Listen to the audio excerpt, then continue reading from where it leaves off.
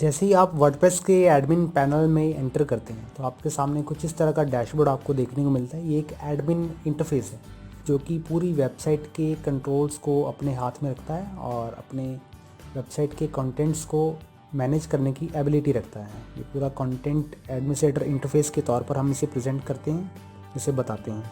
तो जब आप वर्डप्रेस के इस डैशबोर्ड पैनल को ओपन करते हैं तो आपके सामने सबसे पहला मैसेज वेलकम टू वर्डप्रेस के नाम से रहता है और कुछ कस्टमाइज लिंक्स यहाँ पर आपके पास अवेलेबल हैं क्विक लिंक्स के नाम से। इस ग्रीटिंग मैसेजेस के नीचे कुछ क्विक लिंक्स हैं, जैसे कस्टमाइज अगर आप साइट को करना चाहते हैं तो उस बटन के थ्रू, और भी ऐसे काफ़ी सारे quick links, add pages, add post, viewer site और ऐसे अलग अलग तरह के लिंक्स को आप इस ग्रीटिंग मैसेज के अंदर देख पाएंगे। अगर आप इस ग्रीटिंग मैसेज को नहीं देखना चाहते तो उसके लिए आपको इस डिसमिस बटन पर क्लोज करना होगा। और ऐसे काफ़ी सारे ऐसे टैब्स हैं, ऐसे ऑप्शंस हैं जिन्हें आप अगर कोलैप्स करना चाहें तो कोलैप्स कर सकते हैं, डिलीट करना चाहें, डिसमिस करना चाहते हैं तो आप यहाँ से कर सकते हैं। अगर इन आइटम्स को आप अपने अकॉर्डिंगली ऑर्गेनाइज करना चाहते हैं, जैसे कि एट अ ग्लैंस, यानी कि आपको number of post, number of comments और नंबर ऑफ पेजेस को सबसे ऊपर देखना चाहते हैं तो उसके लिए आपको सिंपली ऐसे ड्रैग करना होगा टॉप की तरफ।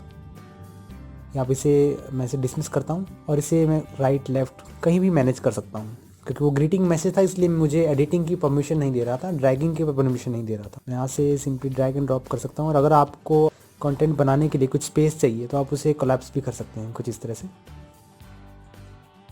और यहाँ पर टॉप पर आप देख रहे हैं कि स्क्रीन ऑप्शंस नाम से एक टैब मेरे पास अवेलेबल है। अगर मैं इसे क्लिक करता हूँ तो मैं स्क्रीन पर जो जो देखना चाहता हूँ उस पर चेक मार्क कर सकता हूँ। अगर मैं एट ए ग्लैंस के इस बॉक्स को नहीं देखना चाहता तो मुझे इसे अनचेक कर देना है और ग्रीटिंग मैसेज को देखने के लिए वेलकम के इस चेक मार्क को ऑन कर देना है। तो कुछ इस तरह से आप अपनी वर्डप्रेस वेबसाइट को होम एडमिन सेक्शन को मैनेज कर पाएंगे, चेंज कर पाएंगे। मैं इनमें से सभी को विजिबल कर देता हूँ।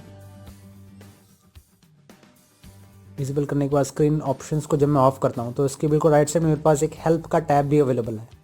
इस हेल्प टैब के अंदर मैं वर्डप्रेस रिलेटेड डॉक्यूमेंटेशंस, उसकी support related options, navigation related, layout related सभी डिटेल्स को बारी बारी से चेकआउट कर सकता हूँ, ताकि अगर मैं एक लाइन में उसकी डिस्क्रिप्शन जानना चाहूँ तो यहीं से मैं जान लूँ। एंड अब हम देखते हैं कि एडमिन पैनल कितनी सेक्शंस में डिवाइडेड है। ये हमारे पास पूरा का पूरा जो एडमिन इंटरफेस है, जिसे हम डैशबोर्ड कहते हैं, ये 3 सेक्शंस में डिवाइड होता है। सबसे पहला सेक्शन हमारे पास टूल बार का ऑप्शन होता है, वर्डप्रेस का टूल बार। ये टूल बार आप यहाँ पर देख रहे हैं, ये वाला। दूसरा सेक्शन है एडमिन मेन्यू, जहाँ से हम अपनी सभी मेन्यूज़ को देख सकते हैं। और तीसरा सेक्शन है मेरे पास एडमिन एरिया, जहाँ से मैं अपने कंटेंट को कस्टमाइज़ कर सकता हूँ विद क्विक लिंक्स एंड ऐसे काफ़ी सारे ऑप्शंस हैं। कोई भी अगर आप नया प्लगइन इंस्टॉल करते हैं तो उस नए प्लगइन रिलेटेड वेलकम टेक्स्ट या कुछ क्विक लिंक्स यहाँ पर हमें देखने को मिलते हैं। ऐसे डिसमिस करता हूँ, ओपन कर देता हूँ इसे मैं। इन तीनों सेक्शंस को हम बारी बारी से समझने वाले हैं और शुरुआत करते हैं एडमिन मेन्यू के इस सेक्शन से। एडमिन मेन्यू भी 3 सेक्शंस में डिवाइड होता है। सबसे पहला डैशबोर्ड सेक्शन, दूसरा कंटेंट सेक्शन एंड तीसरा साइट एडमिनिस्ट्रेटर सेक्शन, जिससे हम अपनी प्रॉपर साइट को बैकएंड से मैनेज कर सकते हैं। पहले सेक्शन में मैं डैशबोर्ड, यानी कि जितने भी मेरे अपडेट्स रहेंगे वेबसाइट रिलेटेड, होम टैब पे अगर मैं क्लिक करता हूँ, होम ऑप्शन पे क्लिक करता हूँ तो मैं इसी लिंक पर वापस पहुँचता हूँ, यानी कि ये मेरे पास होम पेज ओपन है। दूसरा सेक्शन मेरे पास अपडेट्स का, यानी कि मेरे पास आप यहाँ पर 3 एक नंबर भी देख रहे हैं, नंबरिंग देख रहे हैं कि मेरे पास डैशबोर्ड के 3 अपडेट्स पेंडिंग हैं। 3 अपडेट्स को आप यहाँ पर स्क्रीन पर देख पाएंगे।